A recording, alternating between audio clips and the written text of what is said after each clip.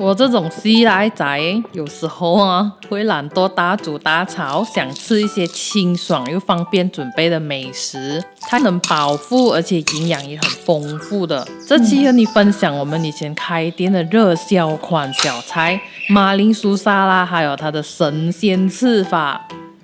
大家好，我是小妍，欢迎收看我的爱心食谱，我们开始制作吧。我们先把一粒鸡蛋冷水下锅，大火煮大约8分钟。煮鸡蛋的同时，就来处理蔬菜。将250克的马铃薯去皮切成小块，放进锅里加清水，直到盖过马铃薯，然后加半茶匙盐提味，开大火煮到软透，大约15分钟这样啦。接着把100克黄瓜去头去尾后切片。同样的，也把一粒小红葱去皮后切片，把黄瓜和小红葱放进同一个碗，加入1茶匙的盐，拌均匀。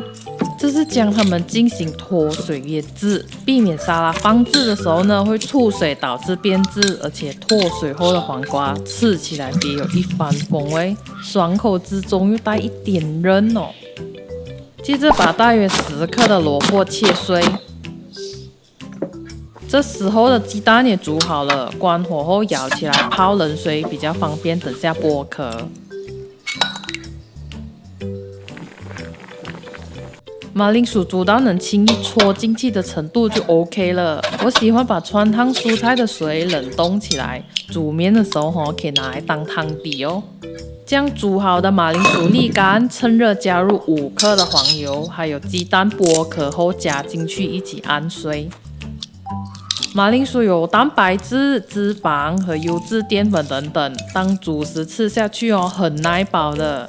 我本身喜欢吃口感丰富的沙拉，所以按压马铃薯的时候有保留一些块状。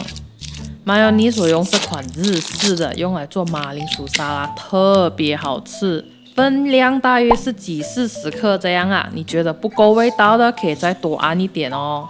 这时候黄瓜已经出水了，用过滤水或食用水清洗几遍，不然黄瓜会很咸哦。然后将黄瓜多余的水分按压出来，好了之后就可以加入马铃薯泥拌均匀。拌着拌着就忍不住想要吃一口，忘了加胡椒粉哦，加一点胡椒粉提味就完美了。